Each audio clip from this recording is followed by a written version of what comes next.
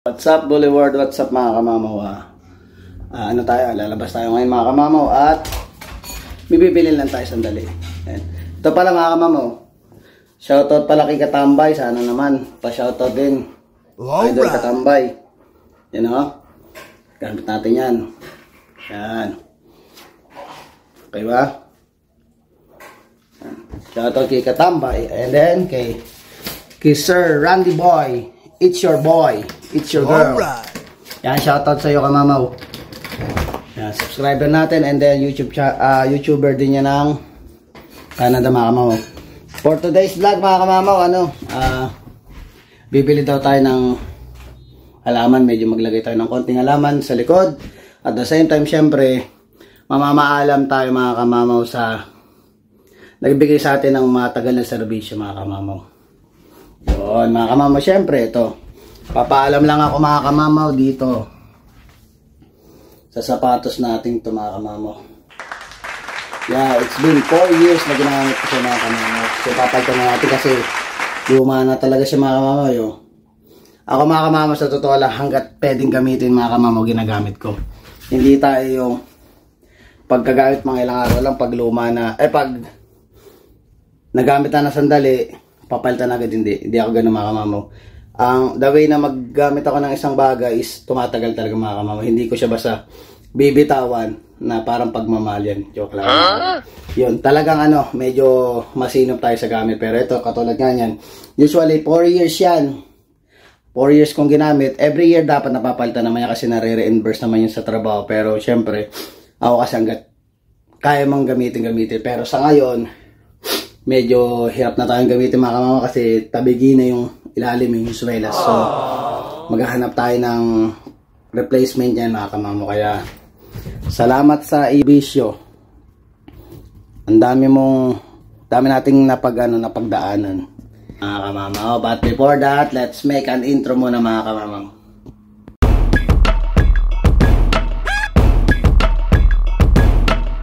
Yan mga kamamaw, hintayin mo natin si Mrs. Nag-ayos pa siya Ikutan lang natin ito mga kamamaw, yung dating na ko sa vlog. Ayun kompleto na kasi, nalagyan na yung mga kamamaw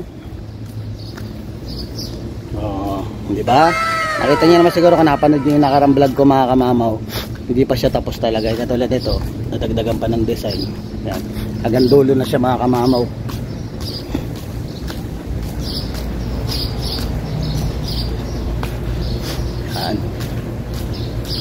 Sabi ko naman sa inyo mamaya update ko kayo kasi matapos yung dulo. Kahapon na natapos to Inabangan ko muna matapos lahat yan.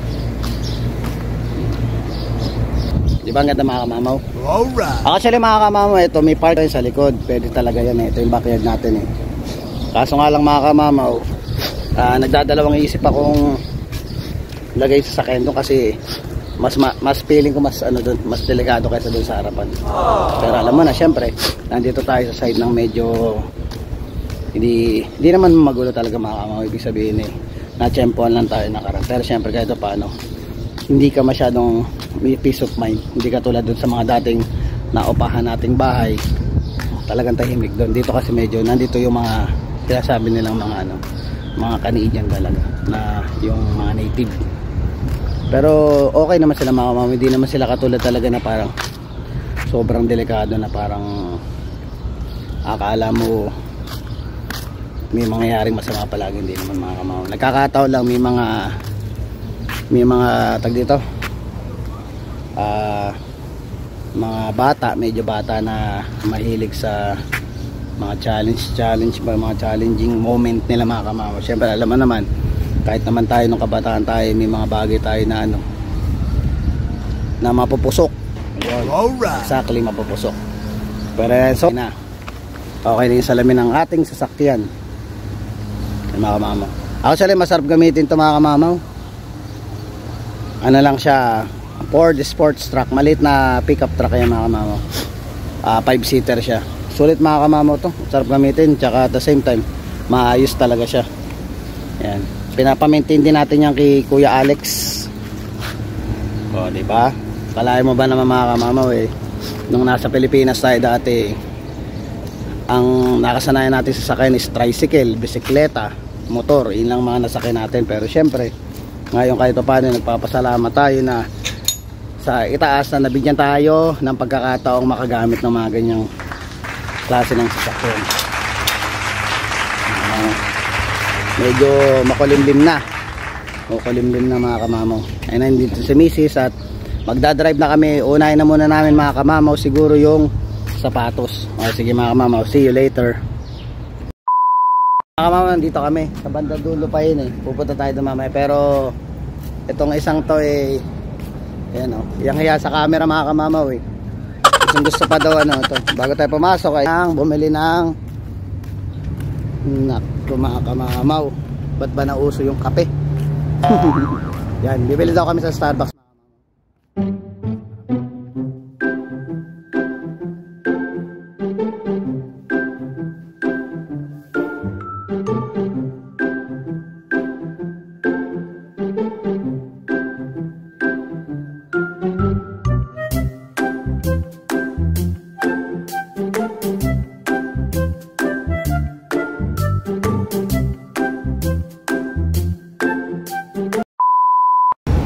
Yan na mga kamamaw. Makaka-copyright tayo mga kamamaw pag nagsalita pa ako kanina sa loob. Kaya yun na o, tontuan na naman. Naka-happy meal na naman. Napunta na tayo dun mga. Kalimutan ko na yung pangalan ng store na yun kasi 4 years ago na yun nung bumili uli, nung last time na bumili ako eh. Yan.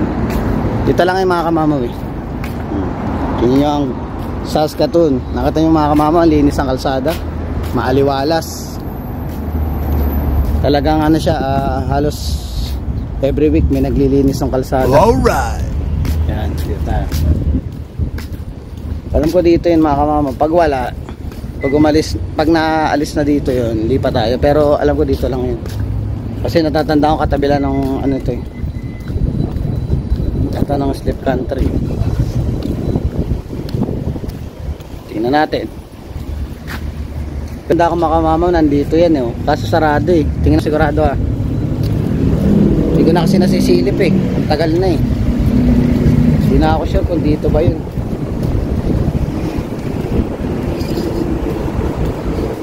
Ngayon maghahanap tayo pag ano. Mukhang nagsarado na kamamaw ah. Oh, wala na kamamaw. Wala na mga kamamaw dito. Ngayon, magtatanong tayo tuloy ngayon sa katrabaho kung saan sila nabili ng sapatos ngayon. Alright. Sige mga kamamaw, tatawag muna ako sa mga tropa kung saan pwedeng bumili ng sapatos mga kamamaw. I'll be back. Mga kamamaw, lumipat tayo sa ano, Canadian Tire natin dito. Ayan, may mark sa marks yan, Canadian Tire. Yan. Shoutout kay Harold Lapitan. Yan. Tinawagan natin mga kamamaw, tinanong natin kung saan may pwede. Alam mo naman tayo, tagal na natin di bumili ng sapatos, di naman natin alam kung saan pwedeng bumili na pwede natin may reimburse. May mga halaman na rin dito mga kamama, pero dito sa pupuntahan natin mas marami kang choices. Pero ayun, pero na summer na talaga dito sa Saskatoon mga kamama. Yan. Okay. Papasok naman na tayo mga kamama. Yun mga kamama, ang daming pang camping ano. Ito mag-ikot-ikot lang tayo mga kamamaw. Daming mapapagpilian. Boots, try natin mga kamamaw sa mabuta.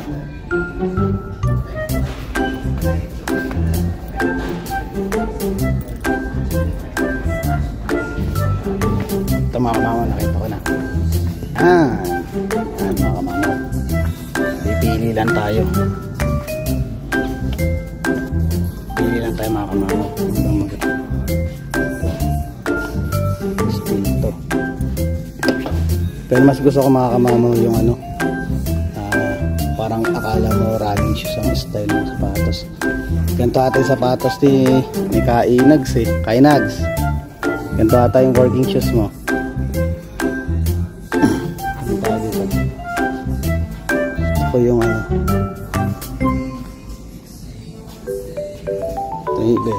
gusto ko medyo high cut na konti. Ito naman kasi mga kamamaw, maganda naman talaga kasi ito. Sobrang ganda niyan mga kamamaw, kaso nga lang masyado malaki, mataas ba. Hirap yung gumalaw mga kamama, kaya dapat komportable ka. Kung bibili ka ng isang bagay, dapat komportable.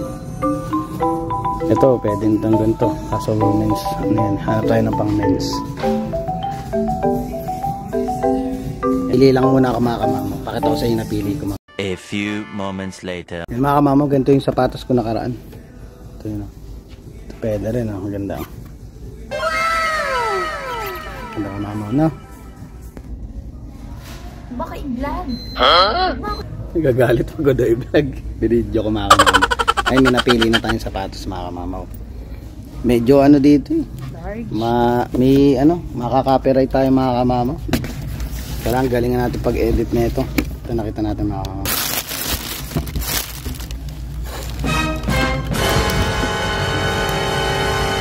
Ayan. Waterproof na siya mga kamama. Waterproof. Alright. Kaya maayos siya.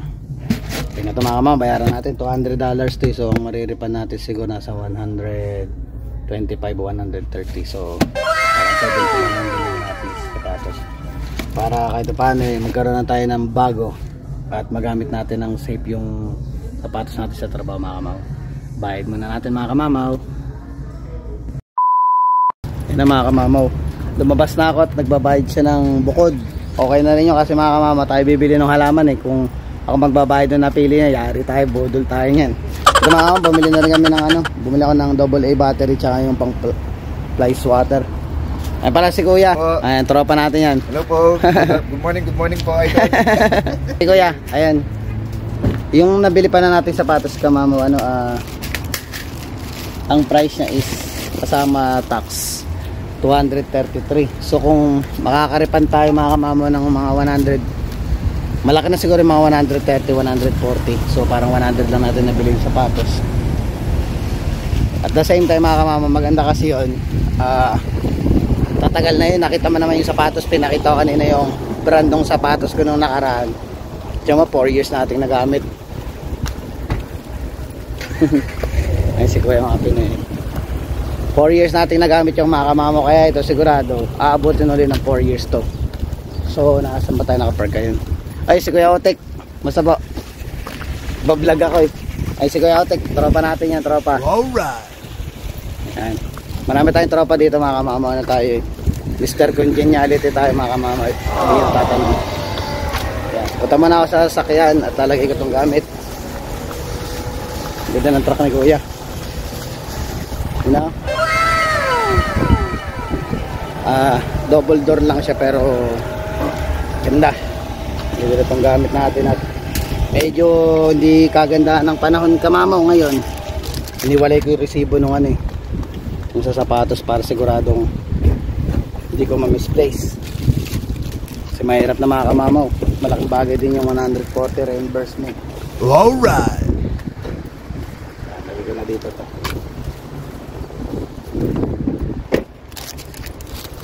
Tinabi ko sa ano, binukod ko yung ano talaga yung resibo. Double check ko lang para sigurado. Kailan natin si Mrs. mga kamamaw. Talagang mukhang uulan, no? Hindi maganda yung panahon ngayon. Oh, sorry, I'm not taking you a video. Yeah, Thank you. I'm just a vlogger. Oh, what's that, my friend? Coupon for Urban Sellers, just on the other side of the wall. Oh, the wine? For the wine? Yeah. Can I have more? Because my wife is a wine drinker. Sounds Thank good. you, yeah, thank you, appreciate it. Have a good day. Yeah, good too. Yan, bigyan tayo ko po ni Kuya. Save 10%. Mga kamamaw. Siyempre, ayun o. Yun yung wine drinker natin eh. 10%. Yan mga kamamaw. Pupunta na muna kami kamamaw sa bilihan ng halaman. Nag-ano tong kamay ko. Bigat kasi ng sapatos. Parang nag-numb. Yan mga kamamaw, drive muna tayo. Sisiguraduhin na natin mga kamamaw kung saan tayo pupunta para hindi na tayo pabalik-balik mga kamamaw. So, after bili ng halaman, uwi na tayo mga kamamaw. Ayan. See you later mga kamamaw.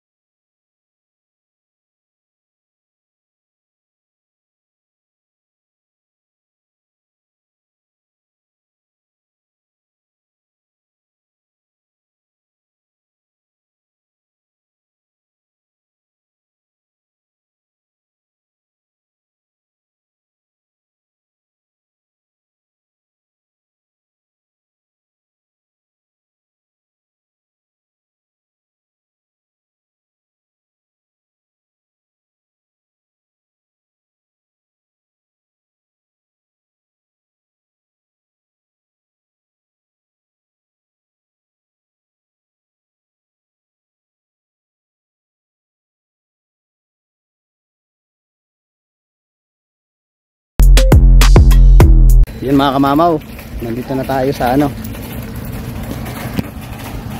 Laurel Acres. Yan, dito tayo bibili ng halaman. Papasok tayo sa loob at makapili na. Mailagay man lang natin sa backyard natin para kahit pa paano maaliwala sa mata. Yan mga kamamaw, papasok tayo.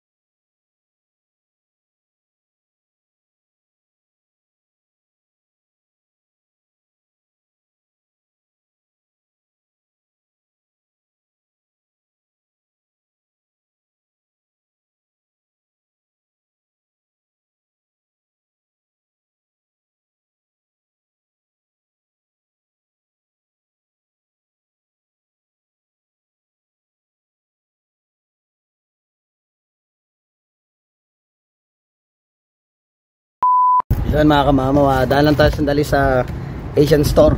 Actually sa kasamaang palad mga kamamaw, walang napili si Mrs. na halaman, so maybe next time na lang tayo bumili ng halaman.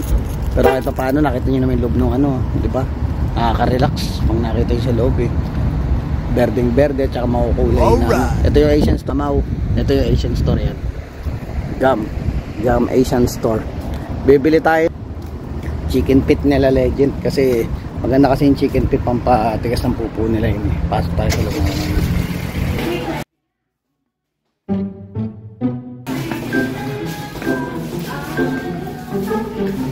Ito tayo. Sana nandito si yung Pinoy para makabili tayo ng ano, sodas mga kamamaw. Sige. Wala si Kuya. Puro check why nandito. Yan mga kamamaw.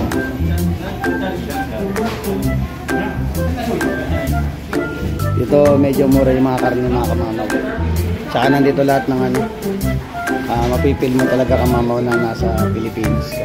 Ayun mga kamamaw. Yan ang Mr. Margarine pa. Yan, lahat ng mga pampasarap. Nandito lahat mga kamamaw. Hintayin na natin yung chicken feet dito kaya sa idol natin.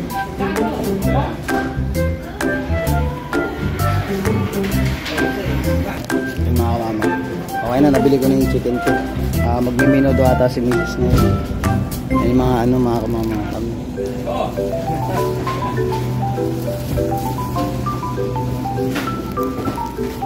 Medyo mura yung karne dito. Dito lang tayo. Malit lang naman yung Asian store na to, pero mga kamamaw, lahat ng mga pampinoy na ano, na pang ingredients natin sa pagluluto nandito lahat mga kamamaw. Okay, mga kamamaw, after neto uwi na rin kami. Tsaka tapos na yung date natin, bukas may pasok na ulit tayo mga kamamaw. Kaya sana na-enjoy nyo tong ating vlog na to mga kamamaw. So please don't forget to like, share, subscribe, and hit the notification bell for more updates. See you mga kamamaw.